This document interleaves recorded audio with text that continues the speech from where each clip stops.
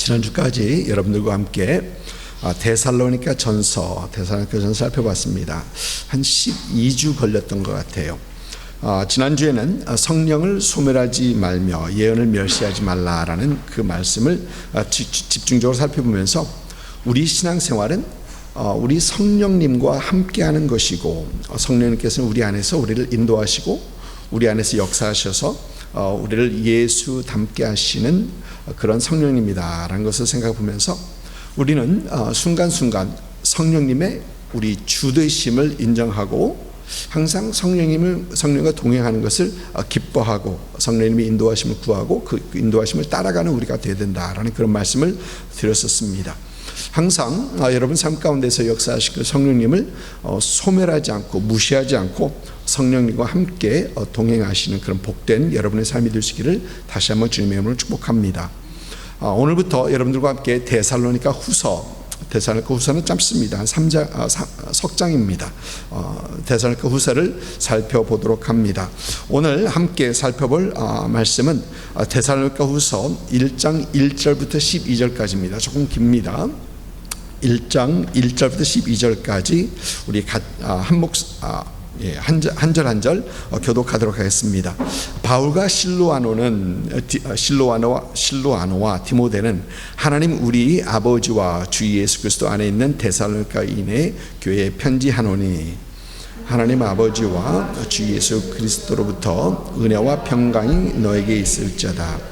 형제들아, 우리가 너희를 위하여 항상 하나님께 감사할지니 이것이 당연함은 너희의 믿음이 더욱 자라나고 너희가 다 각기 서로 사랑함이 풍성함이니, 그러므로 너희가 견디고 있는 모든 박해와 환난 중에서 너희의 인내와 믿음으로 말미암아 하나님의 여러 교회에서 우리가 친히 자랑하노라. 이는 하나님의 공의로운 심판의 표요 너희로 하여금 하나님의 나라에 합당한 자들을 여김을 받게 하려 함이니, 그 나라를 위하여 너희가 또한 고난을 받느니라.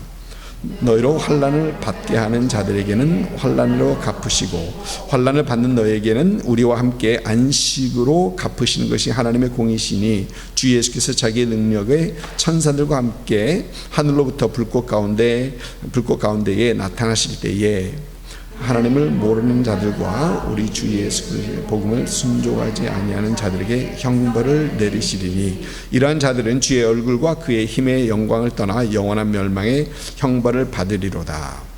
그날에 그가 강림하사 그의 성도들에게 영광을 받으시고 모든 믿는 자들에게서 놀랍게 여김을 얻으시리니, 이는 우리의 증거가 너에게 믿어졌습니다.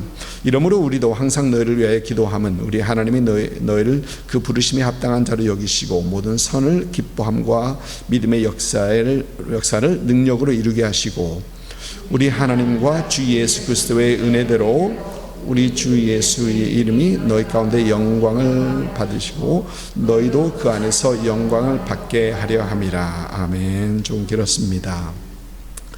데살로니가 후서를 시작하면서 먼저 데살로니가 후서를 기록하게 된 그 배경에 대해서 여러분들과 잠깐 나누도록 합니다. 데살로니가 전서를 살펴보면서 다루었던 내용들인데 여러분들에게 다시 한번 말씀드립니다. 사도 바울의 2차 선교 여행은 바나바와 1차 선교 여행을 다녀왔던 바나바와 이 다툰 후에 바나바는 마가와 함께 선교 여행을 떠나고 사도 바울은 실라와 함께 선교 여행을 떠나게 됩니다.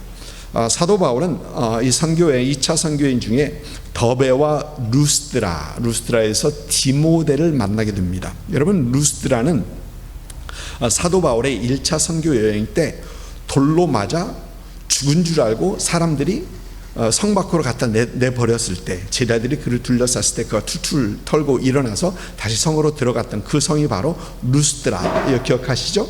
예, 루스드라입니다. 사도 바울은 1차 선교여행 때 이 복음을 전했던 더베 그리고 루스드라를 다시 방문하면서 교회를 격려하는데, 그곳에서 신앙이 좋은 젊은이를 하나 만납니다. 신앙이 좋은 젊은 디모데를 만나고, 디모데는 사도 바울과 실라와 함께 이 선교 여행에 함께 동참해서 함께 가게 됩니다. 그러니까 그 루스드라에서 한 사람을 더 픽업했던 것이죠. 더 픽업합니다. 그래서 오늘 말씀에서 보면은 오늘 말씀 1장은 바울과 실루아노와 디모데, 그래서 이 세 사람의 이름이 거기에 나오고 있는 것입니다. 사도 바울의 이 2차 선교 여행은 여러분 뭐니 해도 무엇보다도 성령님께서 주관하시는, 인도하시는 그러한 선교 여행이었습니다. 이미 여러 번 말씀드린 것처럼 성령님께서는 사도 바울과 그 일행이 아시아에서는 말씀을 전하지 못하게 하십니다. 참 이상합니다. 말씀을 전하고 선교 여행인데 말씀을 전하지 못하게 하십니다. 아시아는 안 된다. 그리고 비두니아 북쪽으로 올라가려 하는데 비두니아도 성령님께서는 거기서 가기를 허락하지 않으십니다. 그러면서 성령님께서 그들을 인도하셨던 것은 마게도냐 지방입니다. 요즘 이쪽은 유럽의 터키하고 같이 붙어 있는 유럽의 제일 아시아에서 가까운 쪽입니다. 그런데 마게도냐 지방에 가서 처음 복음을 전했던 곳이 빌립보였었습니다. 빌립보에서 사도 바울은 이제 루디아라는 여인을 만나게 되고, 루디아는 사도 바울과 그 일행에서부터 복음을 듣게 되고, 그는 예수 믿고 세례 받고 그 여인의 집에서 빌립보 교회가 시작하게 됩니다. 그리고 그 빌립보 교회는 그때부터 사도 바울의 든든한 이 선교 여행의 든든한 후원자가 되는 그런 빌립보 교회. 그래서 빌립보서는 사도 바울이 사실 그의 선교 후원에 대한 감사의 그 편지가 이 빌립보서입니다. 사도 바울과 그 일행들은 빌립보에서 부당하게 핍박을 당합니다. 옳고 그름, 자초지종도 따져보지도 않고 매질을 당하고, 그 다음에 빌립보 감옥에 갇히게 되죠. 사도 바울과 실라가 옥중에서 하나님을 찬미하고 기도했던 거, 이 바로 빌립보에서 있었던 일입니다. 이제는 여러분 머릿속에 이제 이 그림이 쭉 아마 그려지실 걸로 생각이 됩니다. 그리고 이 빌립보에서 석방이 되고 그들이 간 곳이 데살로니가, 바로 데살로니가입니다. 데살로니가에서 사도 바울과 그 일행은 얼마 오래 있지 못합니다. 왜냐하면 유대인들이 시기에서 이 불량배들을 동원해서 그 믿음의 형제 야손이라는 사람과 믿음의 형제들을 핍박하고 잡아가지고 읍장으로 끌고 갔던 기억나시죠?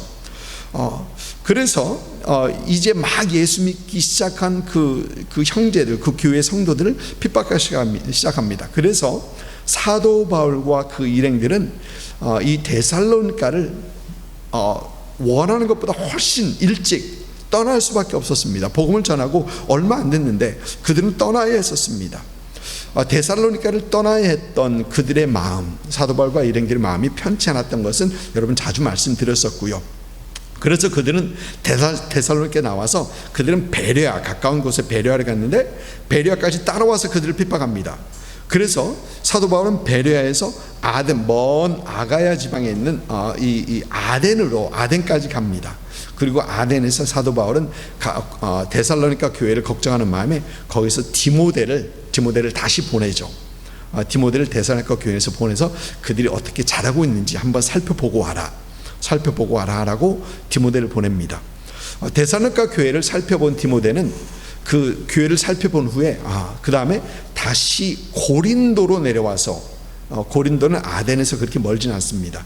그 고린도로 내려와서 사도 바울과 합류하게 됩니다. 그리고 디모데에게서 데살로니가 교회의 상황들을 잘 들은 사도 바울은 그곳에서 데살로니가에게 편지를 보냅니다. 편지를 보냈는데 그 편지가 데살로니가 전서, 우리가 지난주까지 공부했던 데살로니가 전서입니다. 그런데 데살로니가 전서 첫 서신을 보낸 지 약 2달, 3달이 지나고 난 후에 사도 바울은 편지 한 장을 또 보냅니다. 데살로니가 교회에. 데살로니가 교회로 서신을 다시 보냈는데 그 서신이 우리가 오늘부터 살펴볼 데살로니가 후서입니다. 여러분 생각해 보면 첫 첫 서신을 보낸 지가 얼마 안 됐기 때문에 2달, 3달밖에 안 됐기 때문에 데살로니가 교회에서의 그 상황은 크게 변한 게 없습니다. 2달, 3달 만에 그렇게 큰 변동이 없었습니다. 그래서 데살로니가 전서와 데살로니가 후서를 살펴보면 그 내용들이 매우 비슷해요. 다루었던 내용들을 또다시 함께 다루는 것을 보게 됩니다. 그래서 그 내용들을 살펴보니까 크게 2가지입니다. 첫째는 교회가 당하고 있는 핍박, 환난에 대해서 다루고 있고, 두 번째는 우리 예수님의 다시 오심, 예수님의 재림에 대해서, 여러분 이 두 가지는 데살로니가 전서를 보면서 우리가 함께 쭉 살펴봤던 내용이죠. 근데 데살로니가 후서에서 이 2가지 내용을 다루고 있습니다. 이미 그 전 첫 번째 보냈던 서신에서 다루었던 내용인데, 사도 바울은 2번째 편지하면서 성도들을 참 이 환난 중에서 그들을 붙들어 주기 원하고, 또 예수님의 다시 오심, 이 재림 신앙에 확고하게 세워주기 위해서 사도 바울은 2번째 이제 편지를 보냈던 것입니다. 여러분 이해하셨죠? 2번째 편지하는데 거의 비슷한 내용이다. 그리고 너무 오랜 후에, 첫 서신을 보낸 후에 오랜 후가 아니라 약 2달, 3달 만에 보냈던 서신이다라고 여러분에게 말씀드렸습니다.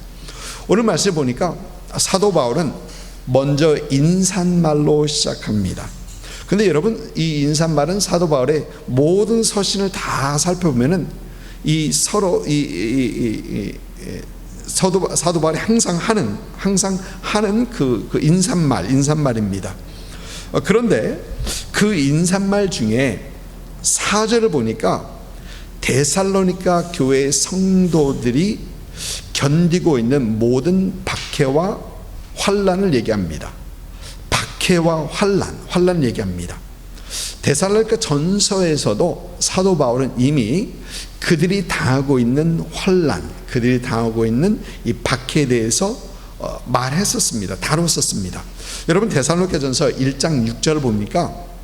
1절 6절을 보면은 또 너희는 많은 환난 가운데서 성령의 기쁨으로 말씀을 받아 우리와 주를 본받은 자가 되었으니, 많은 환난 가운데서 2장 14절에서도 보면은 그들이 유대인에게 고난을 받은 것 같이 너희도 너희 동족에게서 동일한 고난을 받았느니라. 그들이 동족에서 받는 고난을 얘기하고 있고요.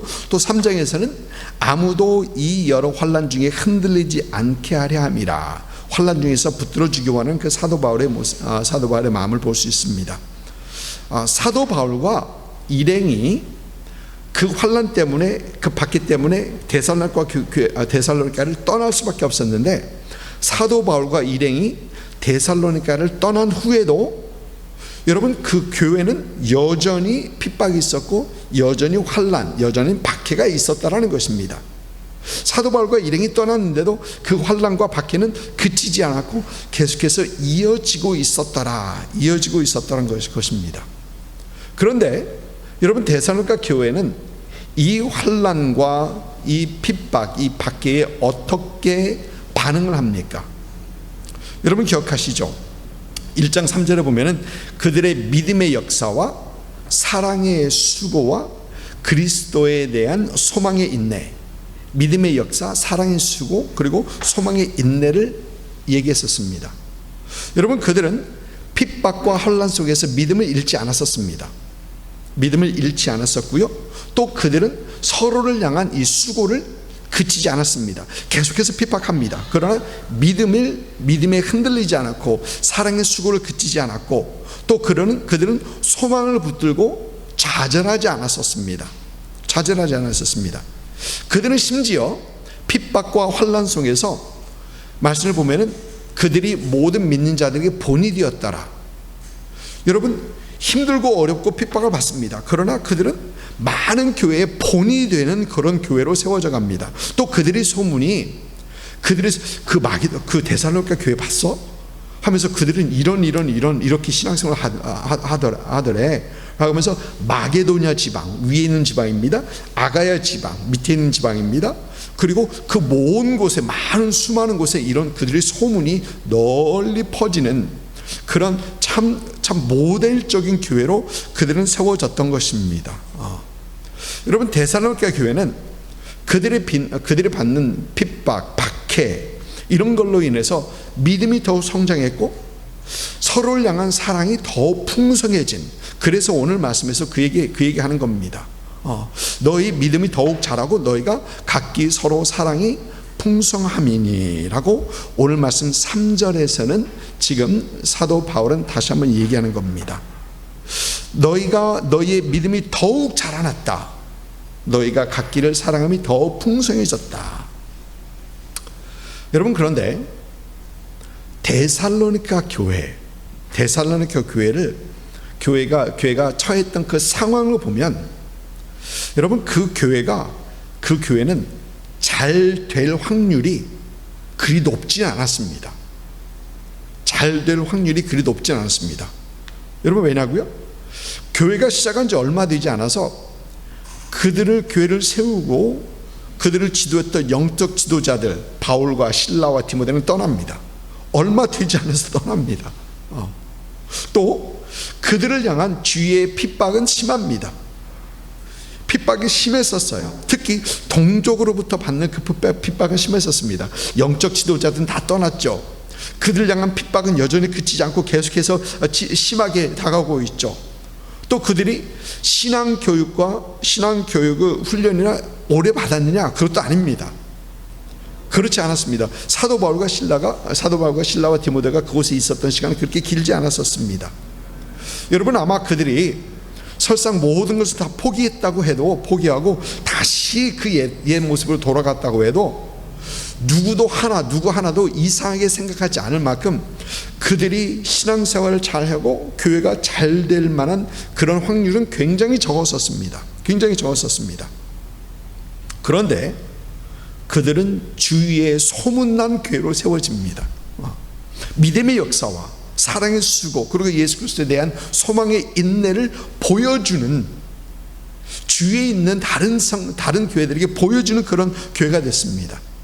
그들의 믿음이 성장하고 그들의 사랑이 더 풍성한 그런 교회로 그들은 세워졌습니다. 누가 봐도 그렇지 못할 것 같은데 그들은 그 모든 것을 뒤집고 참 건강한 교회로, 본이 되는 교회로 세워졌던 것입니다. 여러분, 어떻게 그럴 수 있었을까요?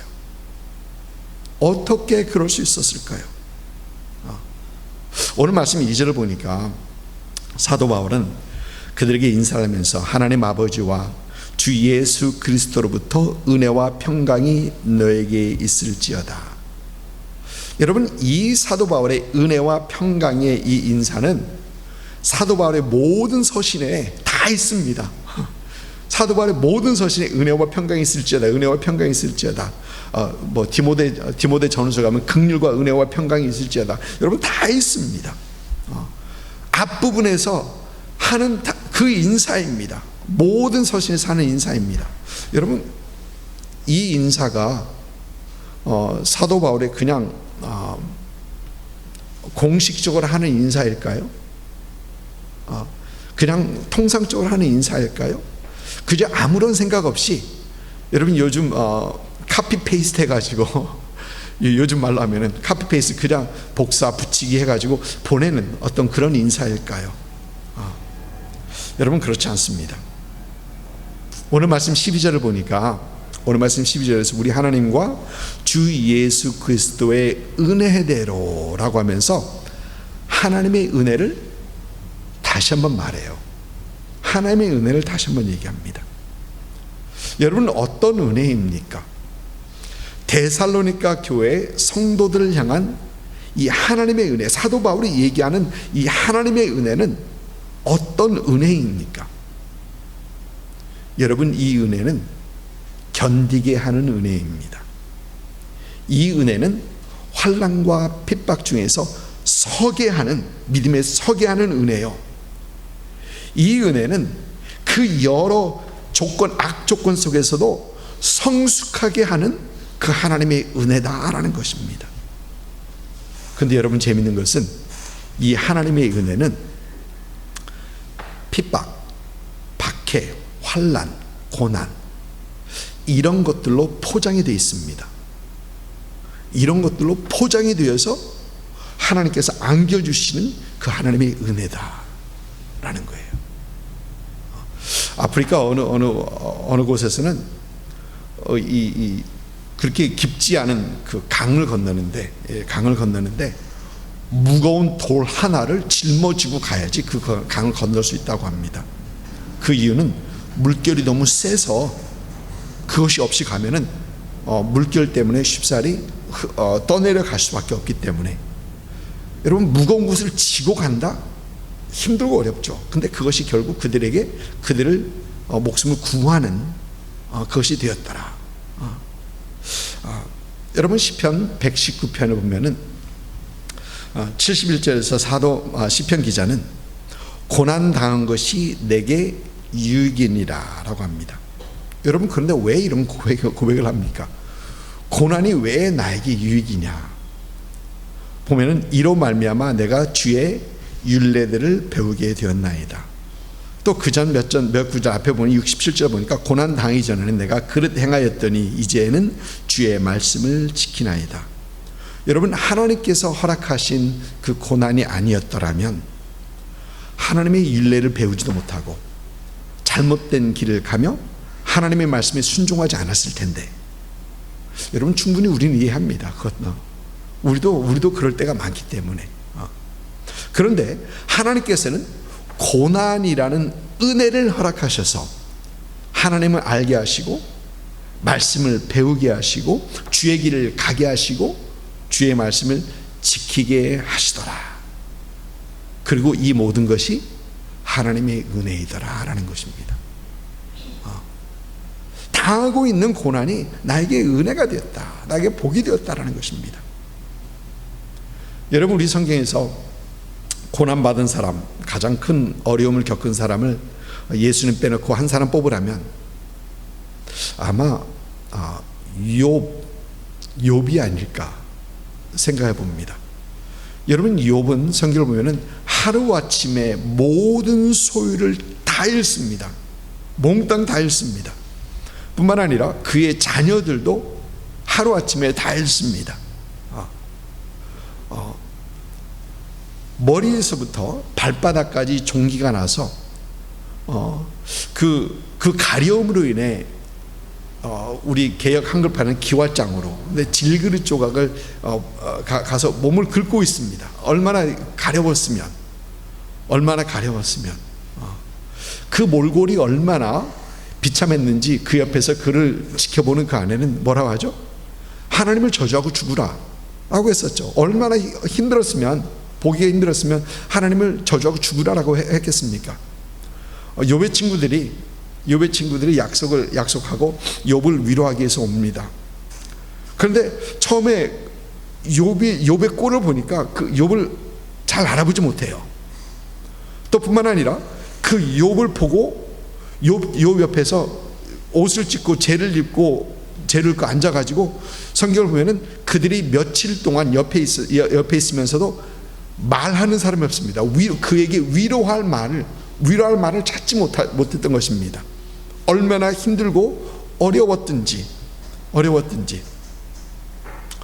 그런데 이러는 중에, 그러면서 욥과 이제 그 친구들이 대화하는 그 내용이 욥기에서 쭉 나오는데요.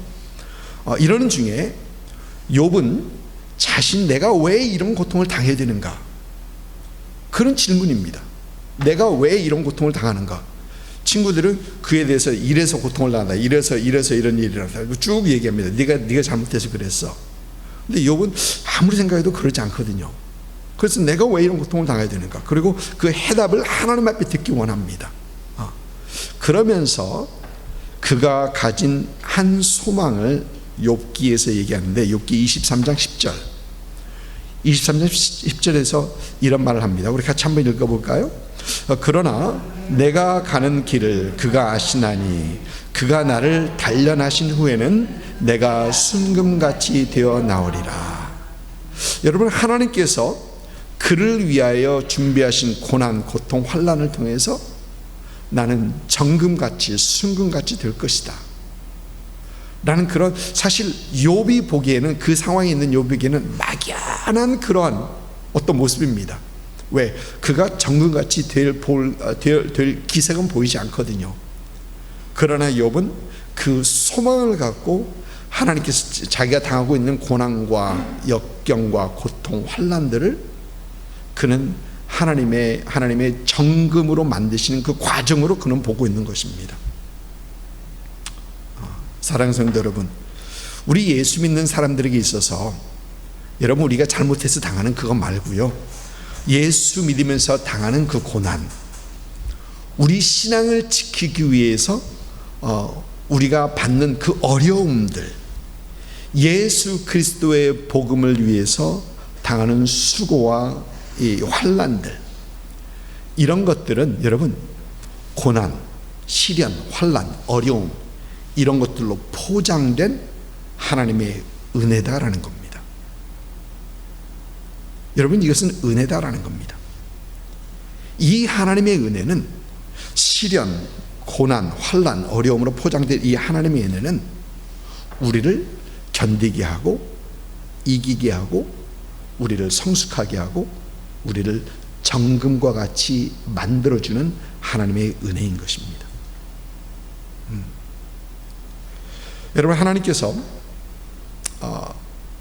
사도 바울, 사울을 부르셨을 때 사도행전 9장을 보면은 다메섹에 있는 제자 아나니아를 사울에게 보냅니다.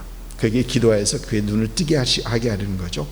그런데 그 말씀 중에 사도행전 9장 16절을 보면 이런 말씀을 하십니다. 그가 내 이름을 위하여 얼마나 고난을 받아야 할 것을 내가 그에게 보이리라. 여러분, 사도 바울이, 사울이 이제 고난을 받아야 할 것이라고 얘기합니다. 그런데 여러분, 왜 그가 고난을 받아야 합니까? 사울이 지금까지 예수 믿는 사람들을 핍박했기 때문에 그 벌로 받는 그 고난입니까? 사울이 지금까지 예수 믿는 사람을 핍박하고 박해했기 때문에 그 대신, 그 대가로 그가 받아야 하는 그 고난을 얘기하는 겁니까? 여러분, 아니에요. 그렇지 않습니다. 절대 아닙니다. 사울에게 하나님께서 주시는 그 고난은 그에게 베푸시는 하나님의 은혜입니다. 여러분, 은혜입니다. 사울을 하나님의 일꾼으로 세우시기 위한 하나님의 은혜입니다. 하나님의 사람으로 만들어가기 위한 하나님의 은혜입니다.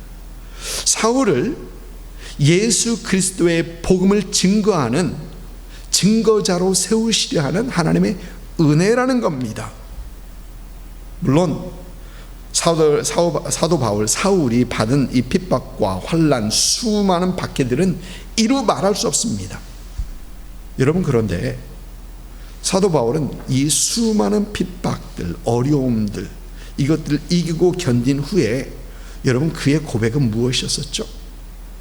그의 고백은 고린도전서 15장 10절을 보니까 우리 한번 같이 읽을까요? 잘 아시는 말씀이죠. 그러나 내가 나된 것은 하나님의 은혜로 된 것이니 내게 주신 그 은혜가 헛되지 아니하여 내가 모든 사도보다 더 많이 수고하였으나 내가 한 것이 아니요 오직 나와 함께 하신 하나님의 은혜로다. 여러분, 하나님의 은혜라고 고백하는 겁니다. 여러분, 우리도 그렇습니다.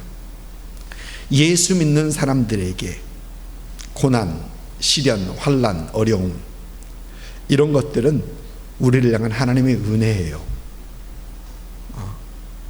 여러분, 힘든 인생의 여정, 우리가 신앙을 지키기에 점점 더 힘들어져 가는 이 세상 속에서 견디게 하시고 이기게 하시고 성숙하게 하시고 정금같이 세우시고 하나님의 자녀로 올바로 세워지게 하기 위한 포장된 하나님의 은혜라는 겁니다. 포장된 하나님의 은혜라는 겁니다. 아라비아 아랍 속담에 이런 말이 있습니다. 해만 계속되면 사막이 된다. 여러분, 햇빛 좋아하죠? 오늘도 하나님께서는 우리에게 조금 좋은 날을 주셨는데요, 해만 계속되면 사막이 된다 라는 그런 격언이 있다고 합니다.